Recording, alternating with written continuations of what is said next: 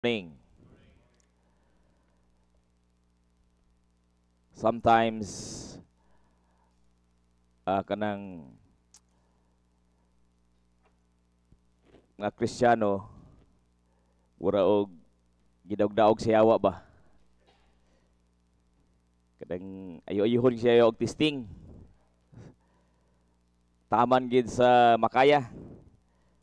So this gospel reminds us the guarantee, the promise of Jesus. The hope had come. So in Luke 4, verse 16 to 30, presents the beginning of Jesus' mission, particularly in synagogue in Nazareth. There he read the book the prophet Isaiah that says, "The Spirit of the Lord is upon me because he anointed me to bring good news to the poor, to proclaim liberty to captives and release to the oppressed." And after reading, he said, "Today this scripture has been fulfilled in your hearing." So this was a clear revelation that he is the fulfillment of God's promise of salvation and hope. So ang atong mga kabalakan ini kalibutan, so nanay somewhat clear ba, mura og sanag nga paglaom tungod kay niabot ining mao nga takna. But the people of Nazareth did not accept him. Their hearts were filled with envy and kining disbelief. And in the end, they even wanted to drive him out and kill him. So muni ang labing makalilisang mga reaksyon sa mga katauhan panahon ni Kristo. So dili lang nainggit, gusto pagid patyon. So kung ang atong kinaiya tingali kay kita kuan man Christian countryman. So tingali sa mga non-Christian, mga Muslim country. So ingani tingali gid ang ka init ba sa dugo sa mga katawhan nga nakadungog sa iyang kaila sang gihuna-huna nga blasphemy diha sa makagahom nga Dios. On the other hand, our first reading in 1 Thessalonians 4:13 to 18 offers encouragement and hope for Christian mourning the loss of their loved ones. So St. Paul reminds us that we are not like those who have no hope. For Jesus, who rose from the dead, will also raise all who have fallen asleep in him. His resurrection is our assurance of eternal life with God. So, kani ang sa ato labi na kita nga kanunay nakadungog sa pulong sa Dios.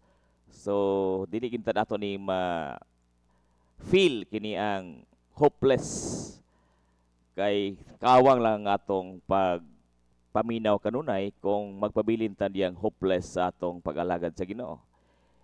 In spite of our problems, situation, circumstances, so dili ni makapa-stay nato diha sa atong pag-mourn sa atong mga problema.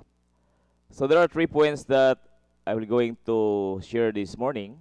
The first one is Jesus is the source of salvation and hope. So we always put in our mind that he is our hope. So just as he declared in Nazareth, he is the fulfillment of God's promise. His presence gives meaning and direction of our lives. So simple ra ang kini ang kinabuhi nato. Simple ra kung ato lang yung tagaan o emphasis kabugaton ang mga pulong sa Ginoo. Nga ang atong kinabuhi dili atong pagbuot kung dili pagbuot sa Ginoo. Sa unsaon nato og pagpaningkamot kung dili kini pamaagi sa Ginoo, useless sa gid ang tanan. So it should be nga in line diha sa kabuton sa Dios, pero sahay lagi kay unhan maginatong Ginoo. Ang apurado kita ba nga gusto nato nga diha dayon ihatag sa Ginoo. Mao na nga usahay maayong resulta, pero kasagaran gyud di gid maayong resulta. So muni usa ka issue sa ato mga Kristohanon nga angay natong ihinay-hinay bitaw og salig sa Ginoo nga maabot gid ang panahon nga ang atong mga gipangayo sa Ginoo, ang atong gipangampo, maabot gid na sa insaktong panahon. So di lang gid ta mag-apura kung kanus-a kay mahimong magkaguliyang ang tanan kung kita hot kayo diha sa pagpangayo kaniya. Second is acceptance or rejection of Jesus determines our salvation. So ang patong pagdawat o pagsalikway, so nagpakita na sa atong kini ang kaluwasan, like the people of Nazareth who could not accept him because they focus only on his humanity and familiarity. So we too can miss God's grace if we fail to trust and fully receive him into our hearts. So like sa iyang giingon nga walay propeta nga gitahod siyang kagulingong lungsod. So siya sad wapod gitahod kay nakailaman. Nag-rely lang sila sa ilang nakita. Wala sila magbasi unsa gyud ang meditation kanang wala sila man malandong ba kay sila sad uso sa ilang pagmalandong tingali. Ang ila nga sila ra bay nakabalo, ang ilang hunahuna ba nga mas nakabalo sila sa balaod sa Ginoo kaysa iyaha kay batanon pa man siya. Kanang mga pangulo sa simbahan kay nangaraan na. So mura og ubos kay lang pagtan-aw kang Jesus Christ. So munang wala sila mutuo o Ginoon, gusto pa nilang patyon kay pakaulaw sa ngalan sa Dios. And the third one is resurrection of Christ is our assurance in the future. So St. Paul assures that all who believe and remain faithful to Christ will live with him forever. So magpabilin ta diha kaniya kay ang kamatayon is not the end. It is only the passage to eternal life. So sahay kag hadlok magitag kamatayon, pero mabot gid ang panahon kita mahadlok kamatayon. Bisan ang Ginoo ra gyud nasayod kung kaon ta karon na patay mahimo. So di lang kita mahadlok dayon magpabilin ta sa Ginoo hangtod sa hangtod kay mo man ang iyang assurance sa ato nga kung magpabilin na kita kaniya bisan tuog mga matay ta, siya ra gyud ang atong padulngan. So mensahe ang kinatubang mensahe karon nga kabuntagon. The good news is Christ is our salvation and our hope.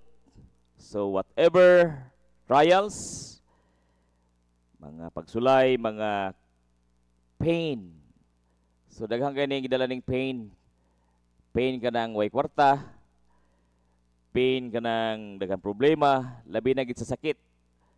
So mo ni ang angay nga atong pagigbatukan nga bisan og atong gibati ato kanunay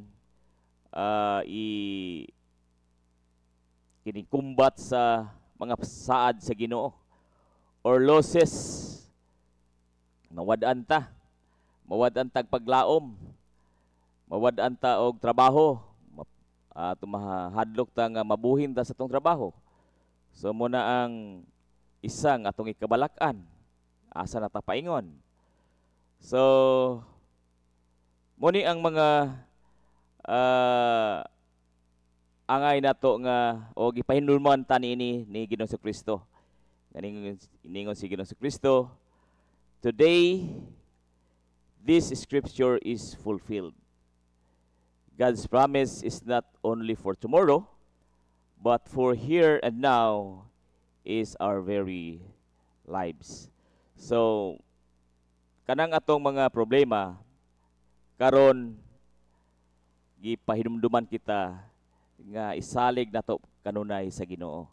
Kay siya mao ang atong paglaom. Bisan kanang mga imposible nato nga mga plano ba, mga muraog atong giisip nga dilema sa atong kinabuhi, kanang mga problema sa asawa, problema sa mga anak. Now is the time nga atong isalig sa Ginoo kay siya lang ang author nining tanan. Mo nitong ebanghelyo, please stand.